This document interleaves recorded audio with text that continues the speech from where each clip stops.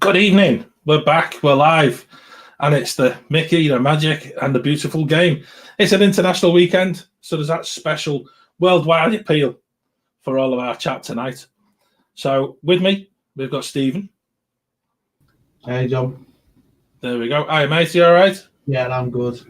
Yeah. We've got. Usually we'd have Charlie. Now Charlie's on a special expedition this weekend. Yeah. He's going to a premiere. Was it his daughter? Yeah. What a fantastic doing. He's doing dad stuff, which is absolutely brilliant.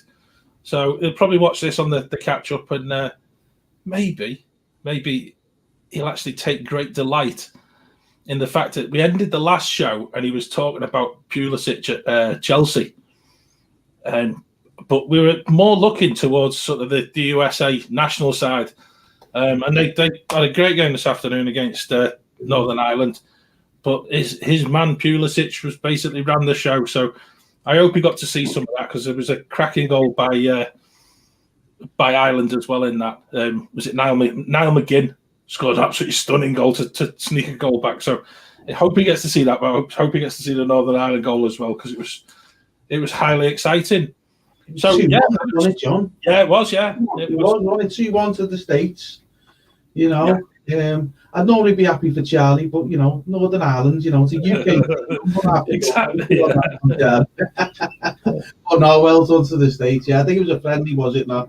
It was, and I think what's quite nice is I think they're choosing quite a lot of the teams. When they're coming across here, it's a lot of players that are playing within Europe, so they're not feeling as if they're left out of that whole travel thing. Because there's actually was a lad who plays for Orlando who's currently on loan at Barnsley. That was Daryl DK.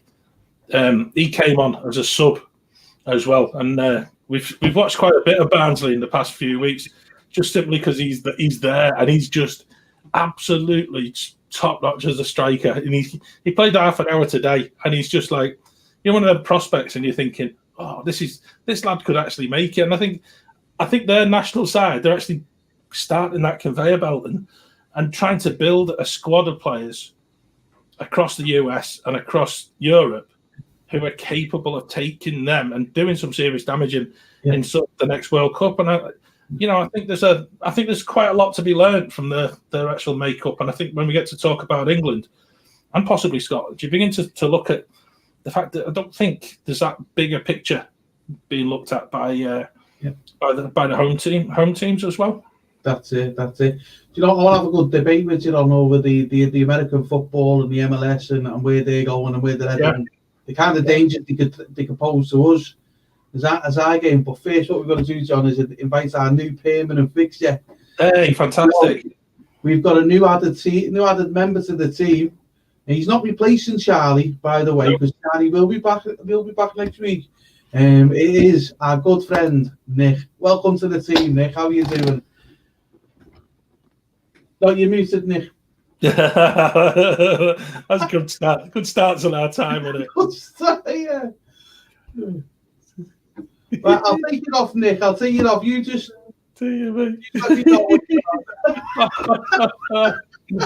Oh, brilliant. What a great introduction that was. Hey. Oh, that's fantastic. I think as well, while he's not here, we won't make him blush. But also worth pointing out that Nick on his channel was part of Saturday Night Discussions, very final show last night, and we're all part of this Disney community. We're all very close, and it was really heart wrenching at the end. And Nick was involved in singing "Happily Ever After."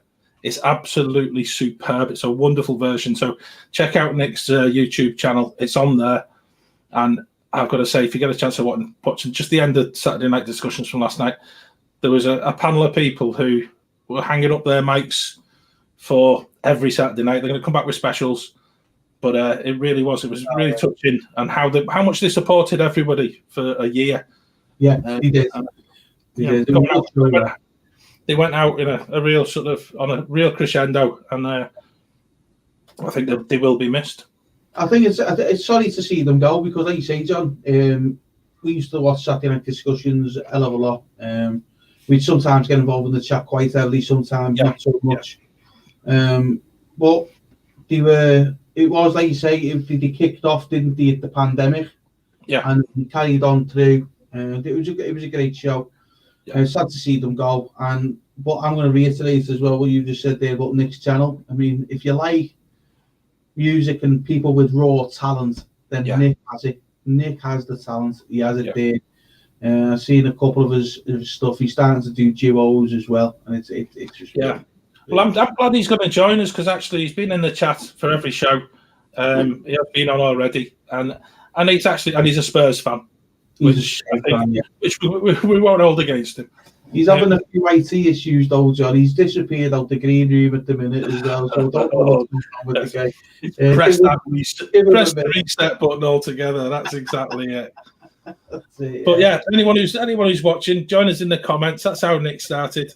And we're open to having other people on. We're open to having a chat with people because we're here to talk about the football. It doesn't matter where in the world you are. Or what football team you support. Yeah, exactly. And I think that's where it's been nice for Charlie as well. And Charlie's been a great asset because one of the things that Charlie brings is that whole sort of view from outside of the UK. Yeah, as talking about the Premier League and talking about the football that they get to see. And I think as well, I think that's what we want as part of a show. So as we begin to develop this, and tonight's our first international break, and it'd been really easy to just say, "Oh, well, I'll tell you what, we're not going to do it." No, but we are. We're going to do it. We're going to do it. We're both Liverpool lads, being you, John, and those are not the biggest things on the top of our priority list, but it's still football. Do you know something, Stephen? And I think this is maybe where we start this off, because I know there's a lot of people who, it doesn't matter if they're Welsh, Scottish, English, but they would always describe themselves as a massive supporter of the national side. And I think that's been lost amidst the Premier League. And I think it's been lost over sort of certainly my lifetime, simply because the players that that are in your team don't seem to get picked, and the managers always seem to pick sort of their own little clique. And I don't think it's healthy. And I think we got the chance of having a rant last week about the selection of Eric Dyer, he's not even in the Spurs first starting team, but he's in the England squad now. I don't understand that. Kieran Trippier, another player, hasn't played an awful lot of football in the past few months because he's been banned, and yet he's back in the England team. And then you're getting Trent Alexander-Arnold, who's basically being sort of pushed aside and not given an opportunity to actually come and do a job that he enjoys doing. He's probably, even from an Evertonian perspective, he's possibly one of the best fullbacks in the whole of Europe.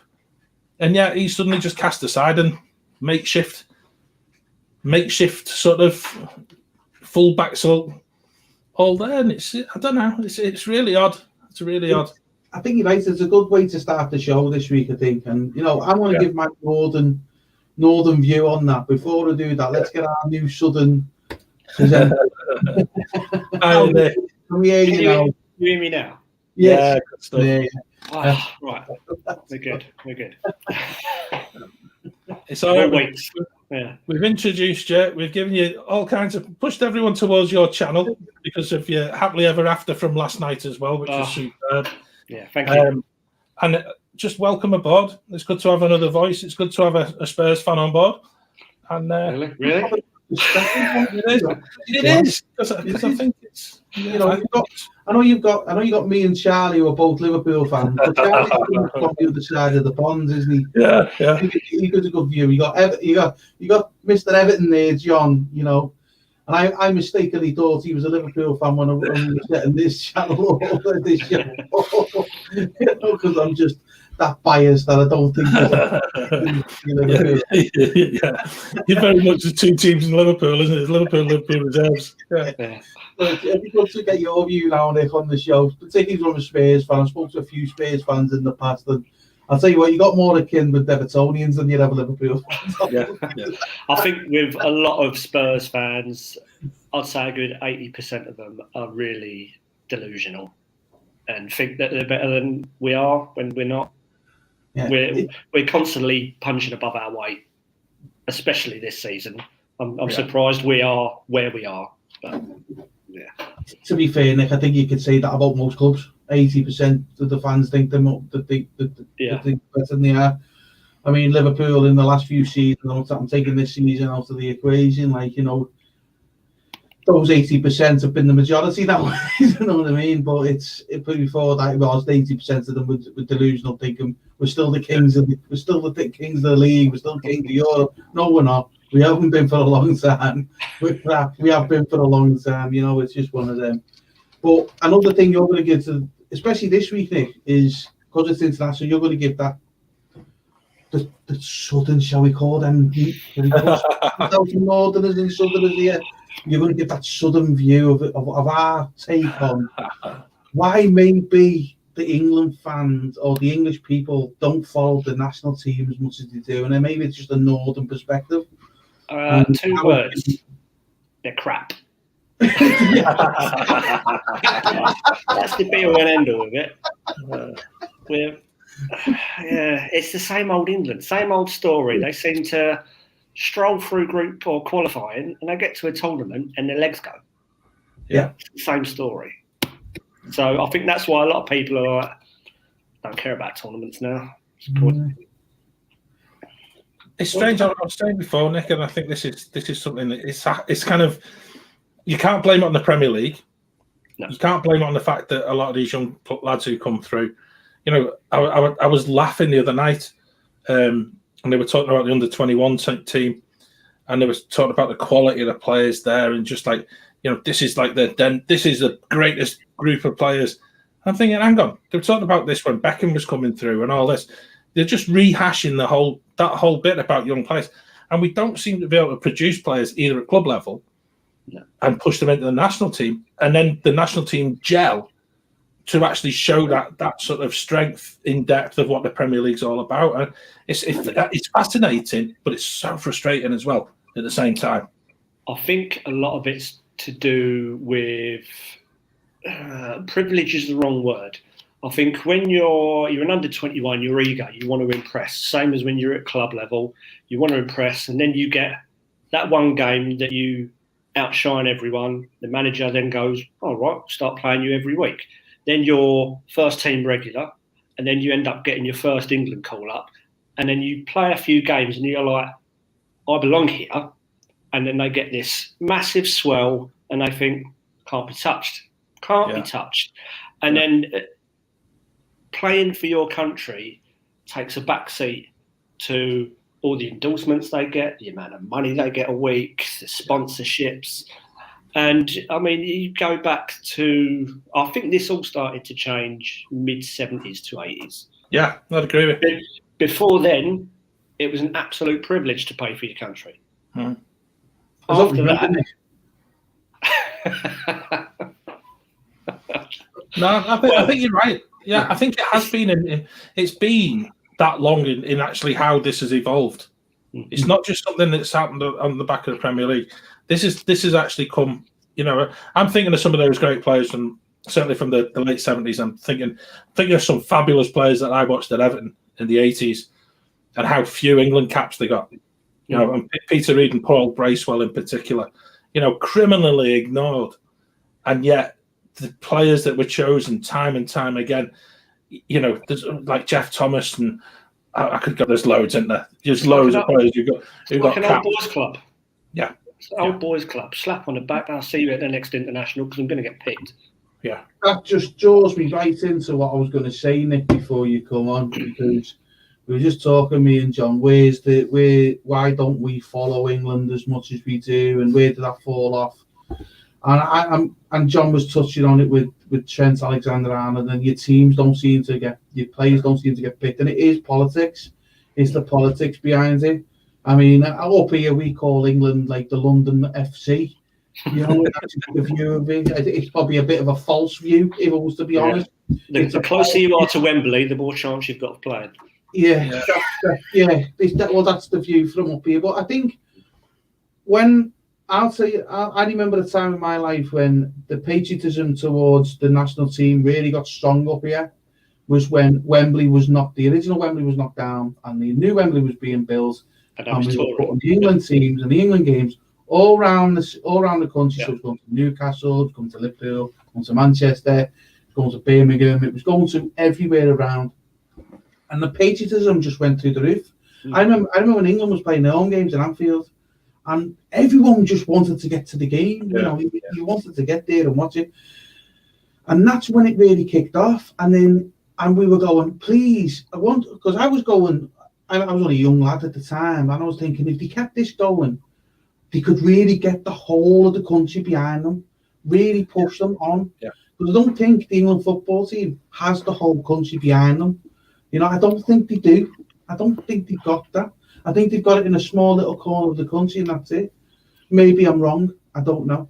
But I just know my personal experiences when that was happening. I was thinking, if they kept that going, that'd be great. So I was kind of open back then, being naive and young, thinking, please don't just have all your England games at Wembley. Please don't do it. I know it's our home national stadium. I know you got to have all that. You got to have that. But no, they just went straight back there and he went into it. And another thing I touched on before, Nick, I think it was offline, was that, John, is you saw about the Premier League, and the tactics that our European partners have brought into the Premier League with coming over, and the tactics they bring, the way of playing. We're not Harry Bassett no more. We don't want that kind of manager anymore, where it's just 4-4-2, lads, and you stick to your 4-4-2, bang, bang, bang, and that's it, go forward, and that's what we do. No, these players are not shooting. You touched on it there, John, about the Beckham era and the Gerrard era, just slightly after than that. Yeah. But even then, the tactics in the Premier League was much different to your standards of 70s and 80s, where it was a 4-4-2. Yeah. Well, I'll tell you what, Steve, and this is what really annoyed me this afternoon. We've had a day of some amazing sport.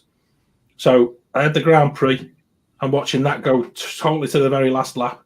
You watch the excitement of that. Then I flick the cricket on to watch the end of the cricket and the excitement of that. And then I flicked the football on, and it was like watching paint dry.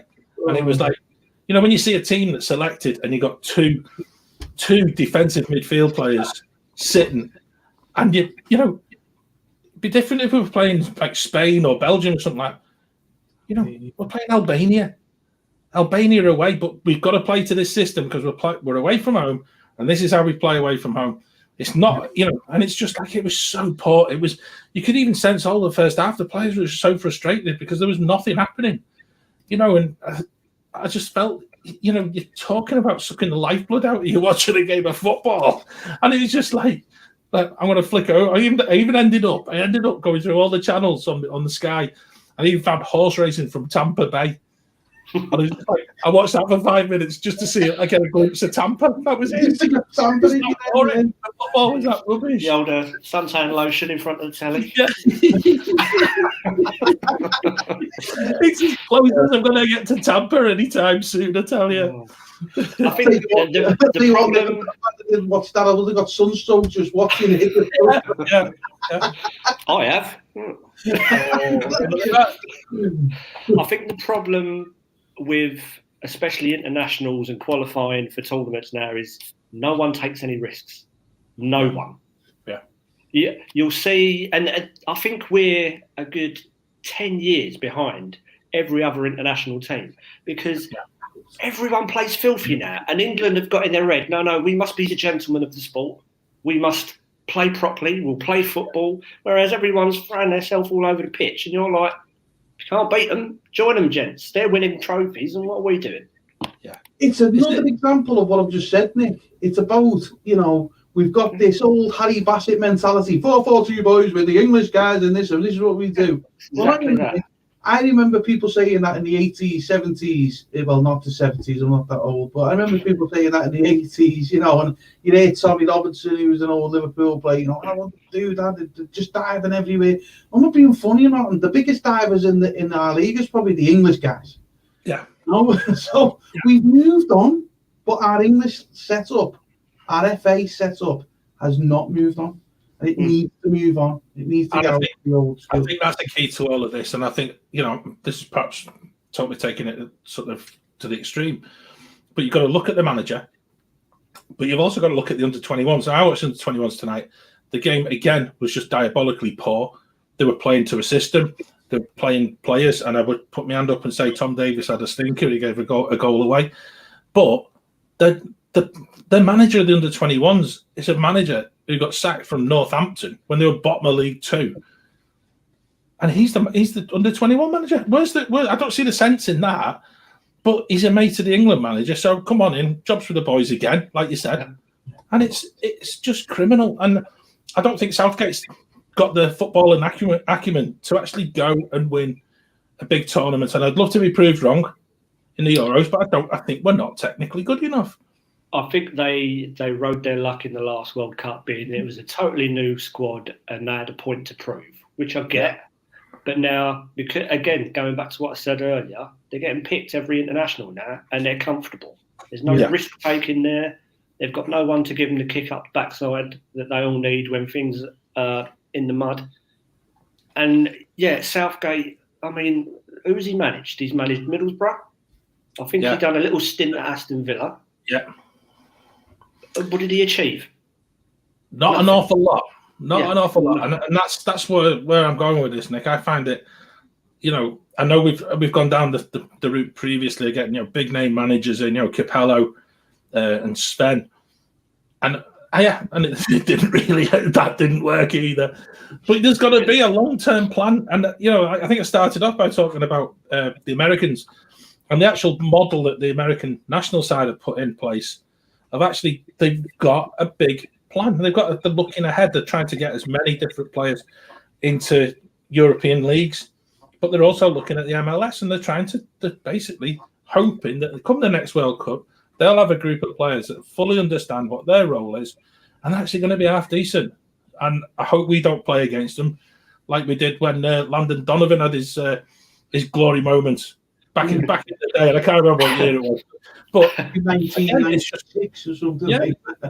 But just an amazing sort of to think if the American national team are doing that, then why is it that England, Wales, Scotland, we're all in the same position. Northern Ireland, the Republic of Ireland are exactly the same. We're all as a group of countries, we're really, really poor. And you've got to look at. I think the Republic of Ireland are looking at themselves and not won in goodness knows how long. Don't know. It's frustrating because the players that are going there, and I think a good example was the other night. The first game that England played was on Thursday, and then Ward-Prowse came on. Great performance for England, and then he's dropped. He's on the bench today, and I think, well done, son. There you go. You had a great game. You're on the bench. It doesn't work. I don't quite know. You've had a run out against the worst team in the world. Yeah. You've scored your goal. Now warm the bench up and let my regular team go out for a completely boring game. But the thing I've spoke about with my friends, I've even spoke about it with Sam, and she's like, really don't care. Yeah, really don't care. But the way Americans treat all their sports, not just the American football and stuff, it starts from college. Yeah. And they work their way. And I mean, when you go to some of the universities, and they've got stadiums that fill 25,000 people. Yeah. For a university. Yeah. You go to a university here, it's a great big patch of field with a track around it that everyone's got to stand. Bring your own seats. Yeah. There's a burger van over there. I wouldn't trust it. It's rat. Yeah. But you know what I mean? And they're totally different arena and how they deal with sport over there. Yeah. And I'd say there's a couple of countries that I'd start looking at from now on. That would be one. It would be the US, purely because of the way their sport is from college to professional. Yeah. The Japanese. Yeah. Definitely start looking at them. Yeah. And South Korea. Yeah. Yeah. I'd say within the next 15 to 20 years, one of them will be World Cup winners. Yeah, I'd agree with you. And that's staggering, isn't it? To actually think that down those route. But it's how much we're getting left behind. And I find that sort of quite insulting in a way. And, there was a story going on before the game today, and it just shows how arrogant the English football team can be, which winds me up greatly. And they complained about the grass being too long. And they'd insisted that the Albanians should cut the grass before the match and all that. It was like, tough flipping look. You know, the grass is long because they think that you're not going to pass the ball around. But, you know, it's just like, who do we think we are? Yeah. It's just the fly mode. yeah. I just talk about excuses. I was watching the old video clips, you know, the Premier League and stuff like that on YouTube, and one come up with Man United were playing a game, and he started the game off in the grey kit, and he come out. That's an infamous one. Southampton, first game of the season, wasn't it? Yeah. Here's the shirt they were wearing. Yeah, I remember that well. You know, it's just ridiculous. I just don't know what it is with us. You know, we have the most progressive league in the world. We have the most successful league in the world. And I'm not having it. It's all down to foreign imports and doing it. It is a big amount to do with that because we're learning off the because we were never, ever the most tactical people when it comes to the game of football. Still we were just like, I've got 6 studs at the bottom of my foot and I'm going to hit you harder than you're going to hit me. That was our game of football in the 80s. But, you know, the guys from Europe, our partners from Europe, have all come over here, the likes of the Jurgen Klopps and you know, Ruud Gullit in the 90s and stuff like that, came and brought the flair, and this is how you play the game, guys. And they taught us how to play it. And we've moved on from that. I mean, you're starting to see the fruits of that in the managerial. Brendan Rodgers, you know, from Northern Ireland, he's more of a tactical thinking kind of coach, you know. You've got, and I'm glad to see that your mate John, you know, Sam Allardyce's type of just starting to die out now. Yeah. I tell you what, I've just had a horrible thought there, haven't I? If you got rid of Southgate, the FA would go and sign Steve Bruce up, wouldn't they?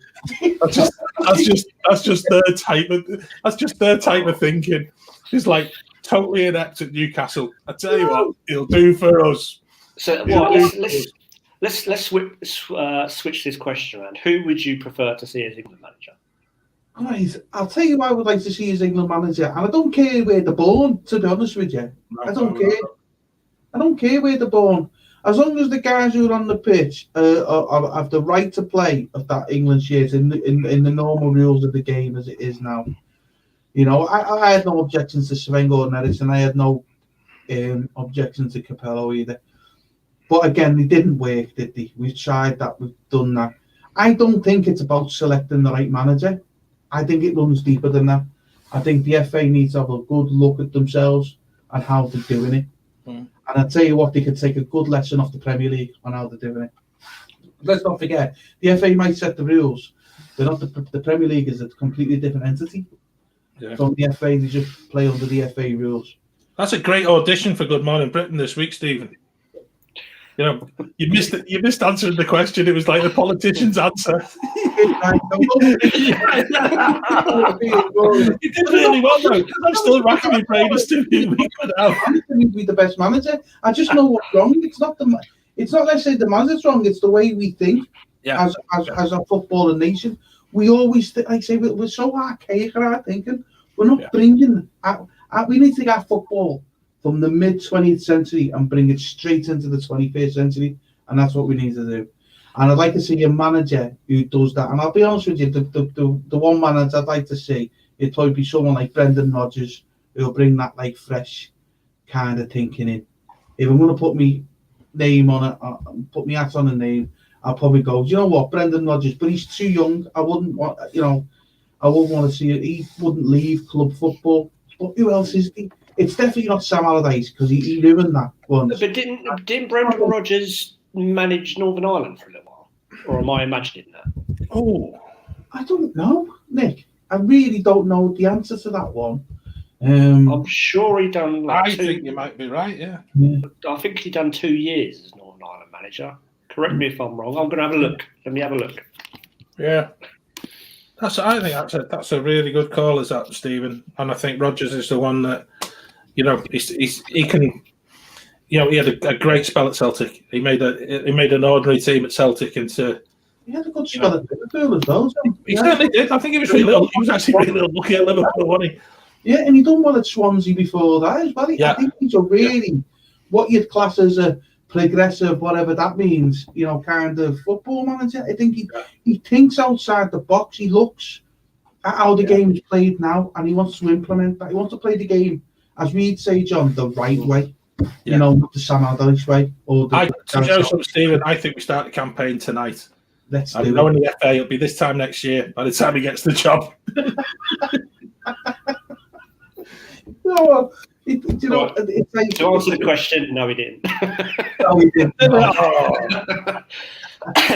He just thought he did. Yeah. I mean, who would you think, John? Who do you think? Would you anyone other names to throw in the hat for England manager to go forward? I think everyone always talks about Eddie Howe, and I don't think Eddie Howe has got the tactical acumen to do it. He hasn't done it at European level.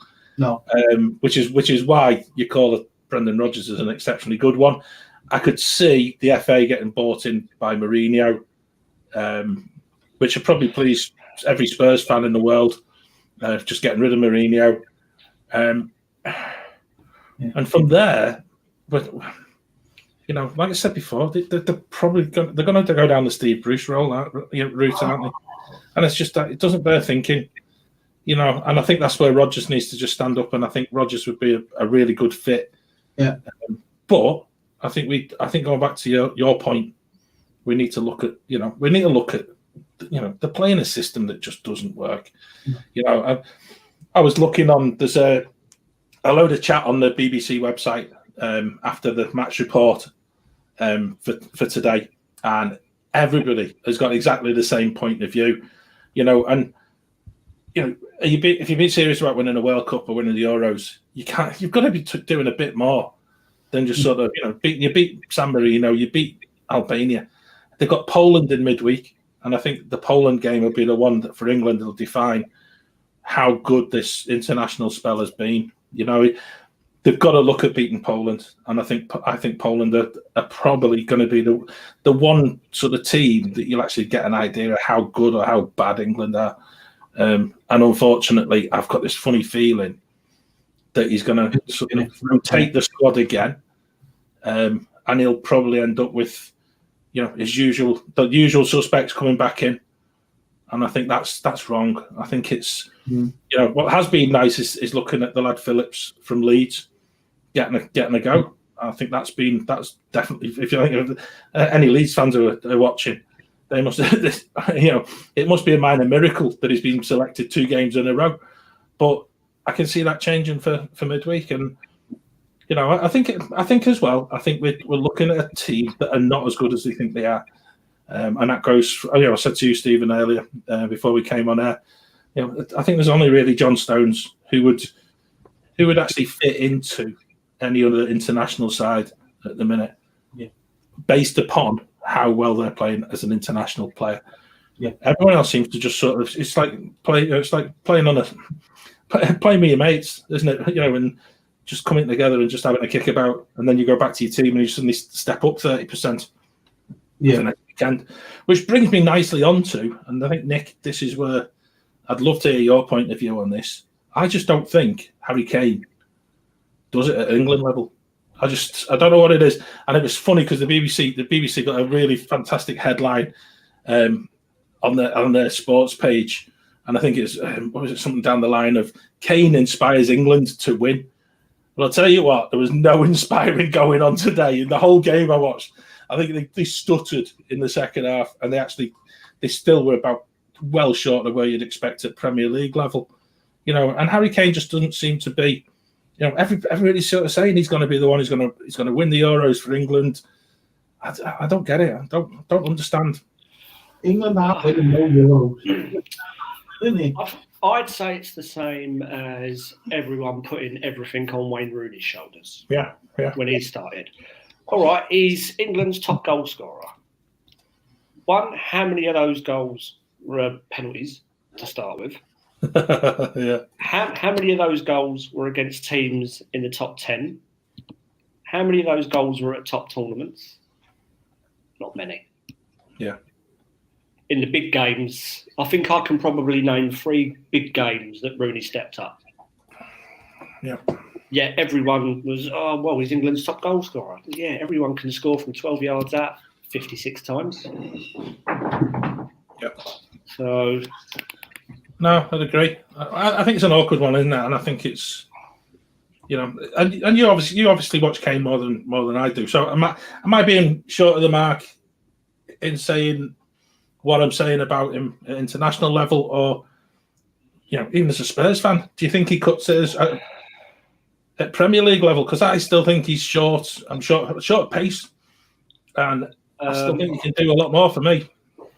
I think that's why Mourinho's utilising him as more of a target man now, because he's not the fastest player, but I think he's caught at a crossroads at the minute where he's like, nothing's happening at club level, and I ain't got the players at England level. I can't carry two teams. I can't carry all the expectations on me to do something.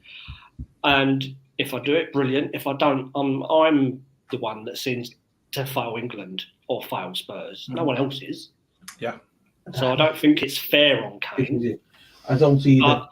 No. But I think the problem, sort of moving off on a tangent from Kane, is with that England team. I mean, you look at the likes of Germany and Brazil, they've got 4 or 5 world-class players. Yeah. Every time a tournament comes around. Who have England got that's world-class at the moment? World class is a really difficult badge. It's one that's thrown about, isn't it, quite too loosely for me. But I'd say England do have good players. Harry Kane, I do rate. I think he's a good player. I think he is in the fastest, but I think he's got a good footballing brain, But you got the likes of Raheem Sterling. He's a good player. Trent Alexander-Arnold on the right back. I think he's a decent player. Obviously, he's biased. Probably get thrown out at me, but it's just one of them. I think we seem to just. It's going back to what we were saying before. We have this generation of these great players. They're going to do this. They're going to do that. And it was like, but the politics with England is you've got to pick whoever you're going to pick. I mean, great example is Gerrard and Lampard, but we won't get into that right now. It's just. I don't know. I don't know what's going on. It just seems to be when players put those 3 lions on the shirt, they just don't do what they do at club level. They never have done. And I don't think they will do until England, I'm going to go right back to what I said before, until we look at how we operate as a footballing nation. I'll tell you what, you asked me before you would be as manager. I'll tell you what I'd do if I was in charge of the FA at the FA. I'd stop playing all the England games at Wembley. I'd take them around the country again. I'd whip the support up, because once you've got the support of the whole country and you've got 50, well, I think the population of England is 55 million, right? You've got 55 million voices saying, no, you're doing the wrong choices. That's a bit different than a little corner saying you're doing the wrong choices, But going back onto Harry Kane, I think, there's a few things we need to talk about with him today in the press as well, about what's been getting said. Yeah, I just don't know what it is. Every time there's an international football match and the key player, as the press see, as being the England's key player, it happens to be Harry Kane at the minute. It used to be Steven Gerrard. It was David Beckham before that. And Rooney as well. And Rooney as well before that as well. It's like where are they moving? Where are they moving to? When are you going to go? What are you thinking about your future? It's our press. We just seem to be wanting headlines rather than try and get to the bottom of what's going on with the team, And our press will build England up again through the summer, up into the summer, and then they'll lose that first match, and that's it. They'll shoot them with arrows. So I've got a theory. It may be out there. It's just I'm just sort of thinking about it in the background. So all the teams that seem to be doing really well international wise, or that have won tournaments and stuff, when you look at their team, I'd say 4 to 7 of a 22-man squad will all play for one team, be it one of the big European sides, so Bayern Munich, Liverpool, Man United, Arsenal, Juventus, or like the big boys in Europe. Mm-hmm. When you go back to the last World Cup, with, for example, let's just say for England, how many of those players played for Tottenham that were in that starting lineup. So you had Kane, you had Dele Alli, you had Dyer, you had Trippier. So that's 4. They all know each other's game. And they happen to do really well in that World Cup. So my theory is managers will look at clumps of players to say, right, you all play for the same team. Week in, week out, you know what to do. So the next group of players, you all play for the same team. So you all know what to do. And you happen to be both in the same league. And you play each other twice a year. So you sort of know each other's game as well. So that's why these teams do well in tournaments and qualifying. Whereas the England set up now, how many of those players today and against San Marino played for the same team? Yeah, there was 4 today. I was just one of the things that I have to do a bit of homework for the show as well. Bit sad that, isn't it? But today England started with 4 Man City players, and just like you said, it's the first time since 2019 when 4 Spurs players played for England. It's the first time they've had so many from a single team. So today, had Kyle Walker, Foden, Stones, and Raheem Sterling. Although somebody probably would turn around to us and say, I didn't even know Raheem Sterling was playing. But again, I don't think they would have. I like Foden, but I think within the system that Southgate was trying to play, he was restricted in what he was allowed to actually do. And same thing when Jack Grealish is fit. Grealish is such an amazing ball player that he won't fit into Southgate's system, because actually Southgate wants you to play in a certain way, and if you don't fit into it, he won't pick you. It's so frustrating. It really is. And I think you've got a really, really good point there, Nick. And I think that whole thing about having players from one particular team is useful. And was it your lad from Liverpool? Is it Phillips? Phillips, yeah. Yeah. Now, was he playing for the under? I don't think he's even got a game for the under 21s, and he's just just the wrong players are not being picked. 21s now, John. I think. Yeah. He must be wondering, where does he go next? Yeah. Because actually, he's good enough, and he's actually a really cracking player. But I don't know where it goes. But I think what you were saying before, Stephen, and looking at the British press, for anyone who's watching from elsewhere, there was a story that came out today, and it's basically just that mischief making, isn't it? And I think, like I say, we used to do it for Rooney. Rooney used to appear in the papers for the wrong reasons for each international break. Yeah, and it was just a case that you're not getting all your news coming from your local sources for your local teams. So everyone's on international break. Let's just make a story up. Let's just make something up so that people have actually got the chance of filling the back of a newspaper. And so today's untruth was basically down the lines of Harry Kane fancies a new contract, but not sure where it's going to be. Exactly. And it's just he's only 2 years into a 6-year contract. But it's just mischief making, and it's totally wrong. And it says, it was funny because I was watching Ian Wright and Roy Keane getting the heads up at halftime, and I don't think anyone's actually spoke to Harry Kane about it. There's been an interview, John. There's been an interview. So he came out and it was again mischief making on behalf of whoever the reporter was. Yeah. And I've read it in the tabloids today. He was asked, what do you think about your future? And he gave a proper professional, down to earth, this is my answer. I've got the rest of the season with Tottenham to deal with. I've got the qualifiers to deal with. I've then got the tournament in the summer. He said, I only deal with those things that's in immediate of there. Yeah. And the press have just taken this to mean, he's going. He said he's going. I think he mistakenly said in an interview to Sky, I think earlier this season or maybe the back end of last season, where he said, if Tottenham aren't moving the right way, I would consider leaving. And he was probably, that question wasn't even said in the bit I've read there. It was probably a question of, would you ever leave Tottenham? And he's probably gave a reason of why he would if they're never progressing. So that's down to how Harry Kane views Tottenham's progress, not how the press view Tottenham's progress. Harry Kane's on the inside of Tottenham. He sees a lot more about Tottenham than we do. anyone else could ever do. But And it also, he's going in the right direction. He's going to stay. He's a Tottenham boy all the way through and through.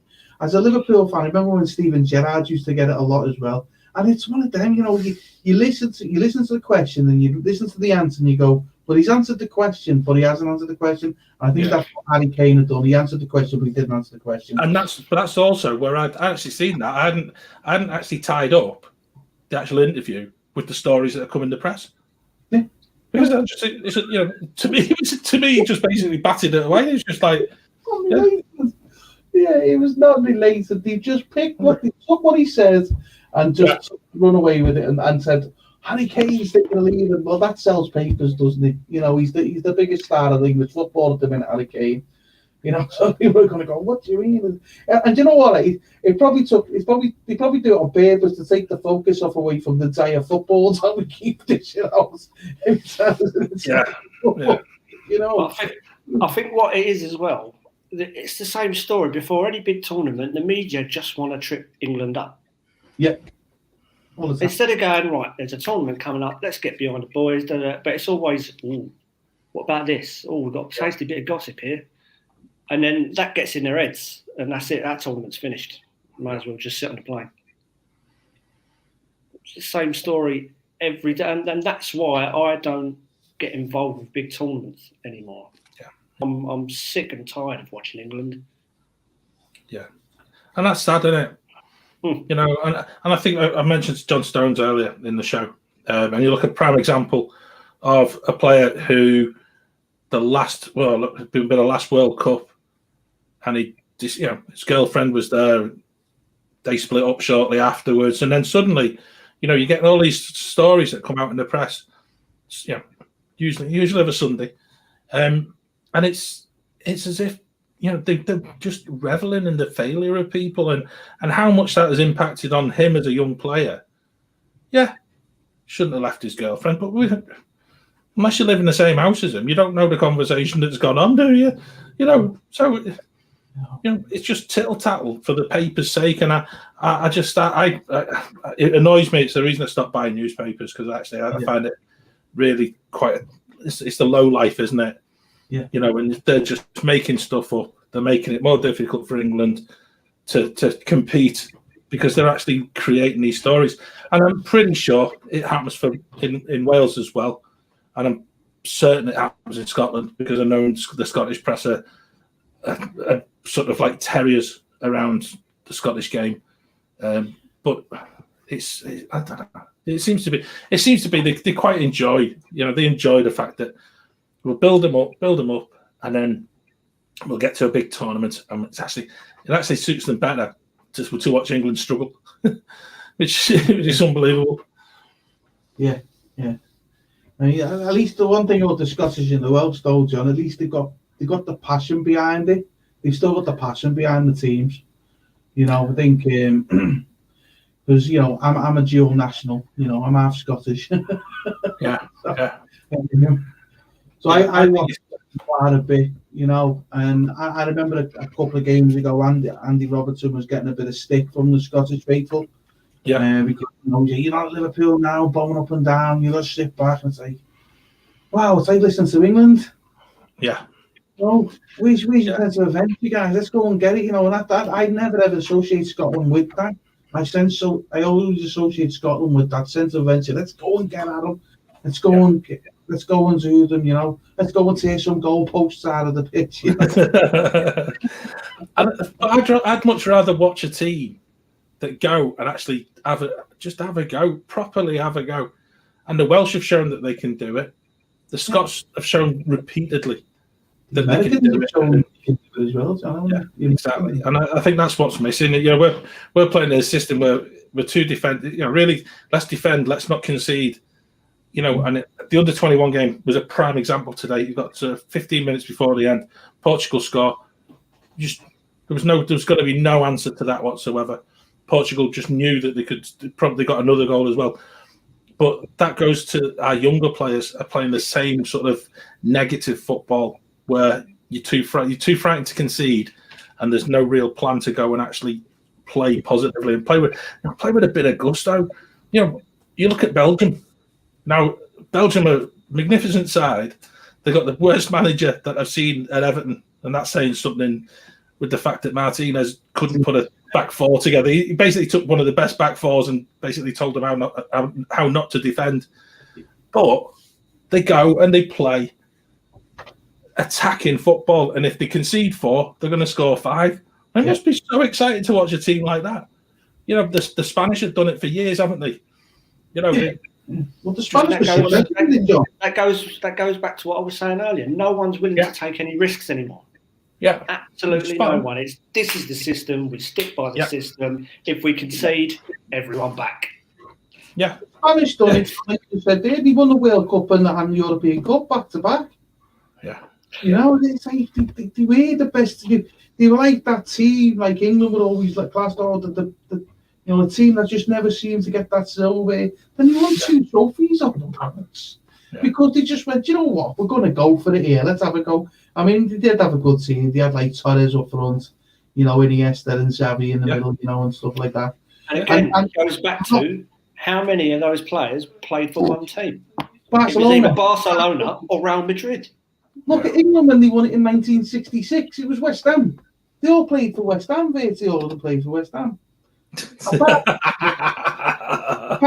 from the best player in there, it was because, of course, that was Roger Hunt. Yeah, and the other best player that never got a game was Brian LeBone as well. And, you know, just like, showing their ages now. You know, and it's I just read a lot of books, John. Yeah, well, thankfully, when it's 1966, it used to be really funny because if anyone's watching in Scotland, it's a bone of contention every single time in Scotland. If you're watching an England game, how soon does 1966 get mentioned within the commentary? And John Motson used to be the world's worst for it. You know, it's like within the first 10 minutes to be, it's the first time England haven't won a corner in the first 10 minutes of the game since 1966 when they won the World Cup. And it's just like, it's so annoying. It really is. It's one of those real banes of everyone's life. You know, it's 1966 is like 50 odd years ago now. Let's stop living in 66. We need something as a country. You need something that's just going to represent some of these fantastic players that play in the Premier League. And these young players should be given. I'm thinking of Jack Grealish, you know, because you imagine him putting a Belgian shirt on. It'll be a case of, there you go, son, you're in my team, first on the board. You're going to just go and enjoy playing with Kevin De Bruyne there. See what happens. He's a great player as well, Jack Grealish. I like him. I think he needs to go to the top team. He needs that. But you said something there before, John, about Portugal could have had a couple of goals, and you started looking at the young kids looking up.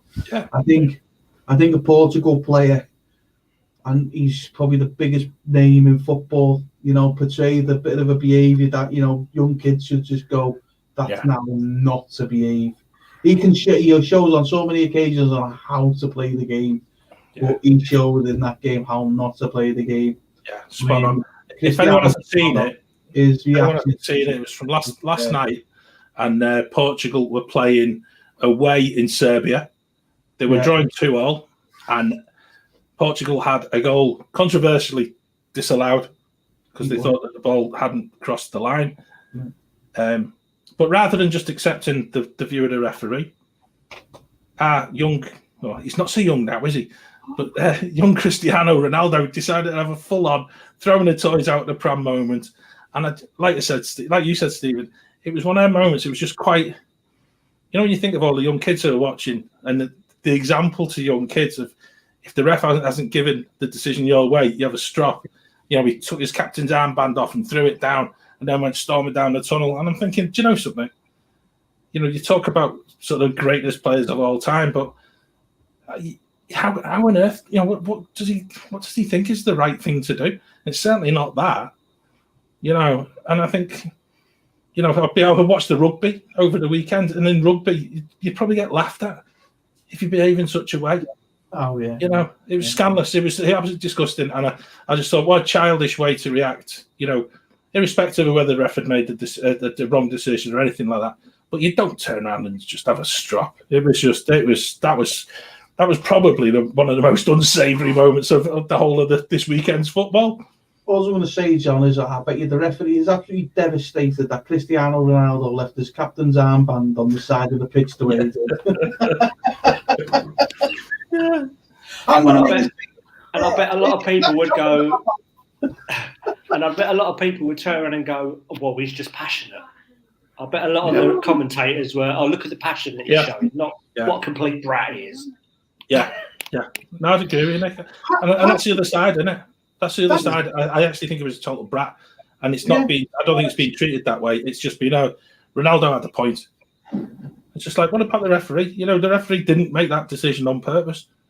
And, it's basically, it's people like, people who are reffing of the weekend, on the parks and all that, who it suddenly appears to be the right thing to be able to do is have a strop at the referee, and they're just becoming, it's an impossible task at the grassroots level, and it's being made better, and these games have not had VAR, they've not had goal line technology. Yeah, you're in Serbia, it's 2-2, the decision's made, deal with it. That's not passion, that, Nick, and no one can ever say it's passion. I'll tell you what, I've been in the Anfield Stadium when I've seen the likes of Duncan Ferguson and Gary Neville come screaming at the cop when they've scored against us. That's passion.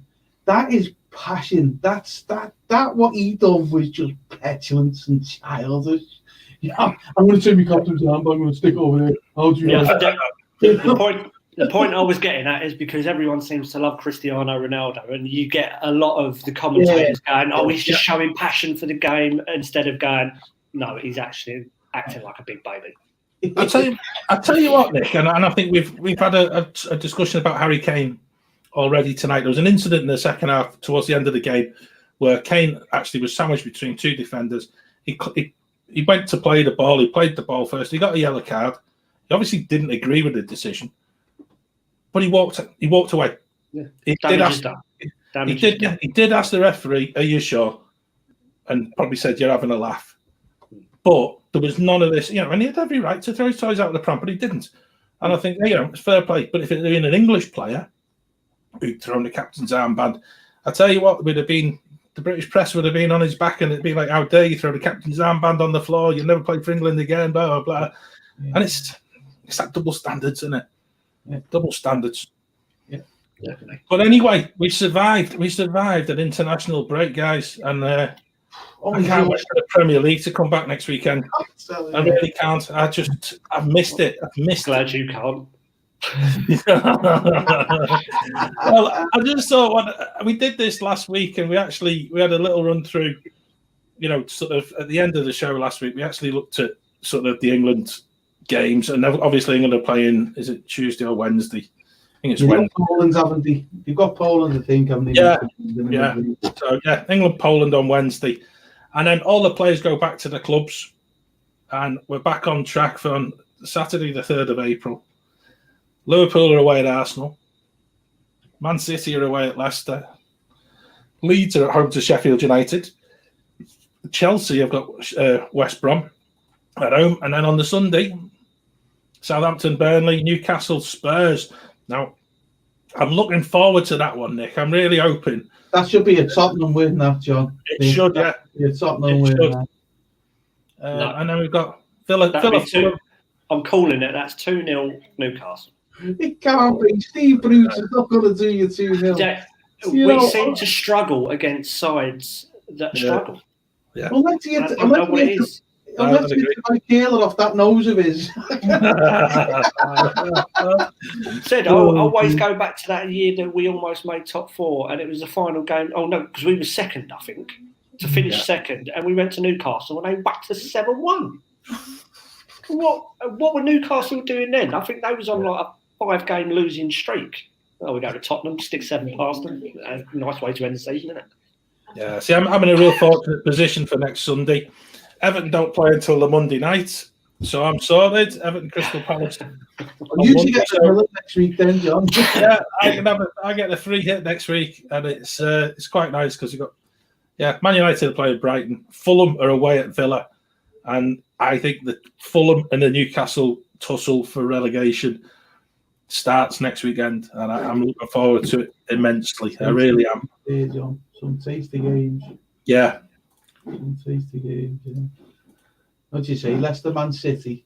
Yeah. That'll be a good game. You know, we've got Liverpool away to Arsenal as well. It's, you know, I'm going to be hopeful and say we've still going to have Fabinho in the middle. You know, and Nat Phillips is still going to be playing well, and we should get a result there. But I'm looking forward to the Leicester City one, because City just seem to be grinding results out. They don't seem to be just blowing teams away, and Leicester seem to are a good team where they will put you to the sword. Leicester. Yeah. So I think, do you know something? It'd be a great game to check out what Brendan Rodgers' credentials of the next England manager. I mean, we should have that as our, you know, we should start selling this to the press. We start a rumour off on the show. Yeah. But if anyone's going to beat City, it's going to be Leicester, because they're the one team that can actually organise themselves, and you just don't know what Leicester's. You know, Leicester had that really horrible spell just after Christmas, where if they hadn't had it, they really could have taken a foothold at the top end of that league, and could have been pushing City a lot closer. So it'd be interesting to see how they manage that next weekend. I'll tell you what, the Tottenham-Newcastle game will be an insistent one as well. Now, don't take this the wrong way, Nick. You've got Mourinho and you've got Bruce, right? Two of the most negative managers you'll ever come across. And it'll be interesting to see which team passes from the back four to the midfield first. Yeah. I'm calling that the first 10 minutes, you won't even realise they've kicked off because they're all stood still. Yeah. Do you know, I've got to say, Nick, this is going to be a sort of baptism of fire next weekend for you. And I hope you beat Newcastle. I really do. So do I. As much as I'm a northern lad, I'd really love to see Fulham stay up just because they play better football than Newcastle. But yeah, I think Mourinho's got to do something. And again, it's that fear of losing, isn't it? So you can see Bruce playing like sort of a back 10 and one up front. And then Mourinho will be still without Son. So we'll play Kane up front, but we'll keep it tight. We'll play three holding midfielders and stuff. And you can see it's just going to end up being one of those games that you're just like, it's just going to, it'll either be 0-0 or 5-0. Yeah. And it's, I don't know, it's been an interesting one. I'm looking forward to that probably more than any other game next weekend.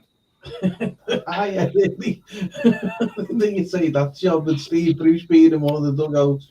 Yeah, I'm not looking forward to the Everton Crystal Palace game because inevitably that's always 0-0 as well. So I can see that next weekend as just being I think another. Who've Chelsea got again? They've got West Brom at home, and it's that really dodgy one. They're on at 12:30 on Saturday. So it's that one that any of the players who've been abroad and all that, still got jet lag and stuff like that. So that won't be any of the players that play for big old Sam at West Brom. See, that's one of the games as well, John. I want Chelsea to drop points because obviously Liverpool needs to climb back into that top four. But at the same time, I just don't want Sam Allardyce to survive. I think they're relegated anyway. I think the only team in the bottom three that I can see getting out is Fulham. Yeah. And what an interesting final game. Because I think we said last week or the week before, the last game of the season's Fulham Newcastle. Yeah. That'll be interesting. That'll be interesting. So good. Good. Well, I think we got to the end, guys. I think we've survived the international. We did. Do you know something? That was a quicker hour than watching the first half of the England game, plus the second half of the England game, because that was like watching paint dry. I've really enjoyed the chat tonight. It's been lovely having you on, Nick, as well. Welcome to the team. Thank you. It's going to be interesting every week watching me cry out how bad Tottenham are. Yeah. So if that's not going to keep you watching every week, I don't know what is. Yeah.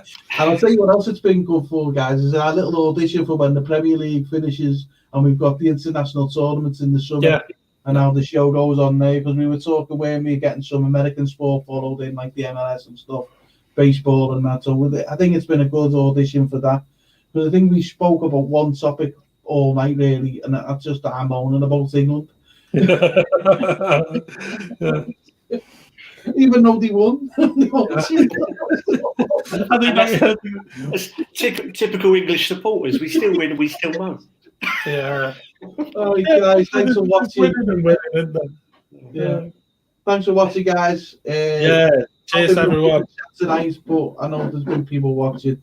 Thanks for joining us, and we'll see you next week.